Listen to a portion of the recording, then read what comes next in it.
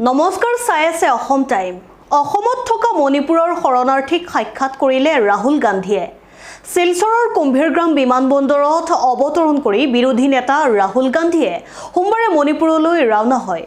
বিৰোধী নেতা ৰাহুল গান্ধীৰ ভ্ৰমণৰ সময়সূচী কেন্দ্ৰ কৰি সোমবাৰে শিলচৰ কুম্ভীৰগ্ৰাম বিমানবন্দৰত কটকটীয়া নিৰাপত্তা মোতায়েন কৰা হয়। তেওঁৰ ভ্ৰমণৰ আশে-পাশে দলীয় সমৰ্থকসকলে ভিৰ কৰি বিভিন্ন শ্লোগানেৰে ৰাহুল গান্ধীক সম্ভাষণ জনায়। এটা শক্তিশালী বিৰোধী দলৰ নেতা হিচাপে নিৰ্বাচিত হোৱাৰ পিছত তেওঁ মণিপুৰৰ হিংসাত্মক পৰিস্থিতিৰ ওপৰত চকু ৰখাৰ সিদ্ধান্ত লয়। সেইমতে পূৰ্বঘোষিত সিদ্ধান্ত অনুসৰি সোমবাৰে ৰাহুল গান্ধীয়ে কাছাৰৰ লক্ষীপুৰ বিধানসভা সমষ্টিৰ ফুলেতাল অঞ্চলত আশ্ৰয় লৈ থকা মণিপুৰ শৰণাৰ্থীসকলক সাক্ষাৎ কৰে আৰু পিছত জিৰিবামলৈ ৰাওনা হয়। তাৰ পিছত ৰাস্তাৰে কুম্ভীৰগ্ৰাম বিমানবন্দৰলৈ যায় আৰু বিশেষ বিমানেৰে ইম্ফললৈ ৰাওনা হ'ব। শিলচৰৰ পৰা ৰমিজউদ্দিন লস্কৰৰ ৰিপৰ্ট, অসম টাইম।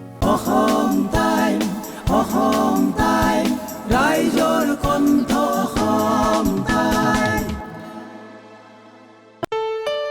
ঘৰত আনন্দ আৰু সম্পৰ্কৰ চমক বজাই ৰাখিবলৈ জৰুৰী হৈছে সকলো আনন্দময় মুহূৰ্তত মৰমৰ উপহাৰ দিয়াটো। সেইবাবে মধুশ্ৰী জুৱেলাৰ্ছে আনিছে সকলো ৰঙীন ক্ষণৰ বাবে বিশেষ গহনা। হীৰাৰে হওক, সোণৰে হওক বা ৰূপৰে হওক, শ্ৰেষ্ঠ ডিজাইনছ আৰু হলমাৰ্কযুক্ত গহনাই ৰাখে সম্পৰ্কক নিখুঁত। তেনেহ'লে আজিয়ে আনক আনন্দ মধুশ্ৰী জুৱেলাৰ্ছৰ সৈতে।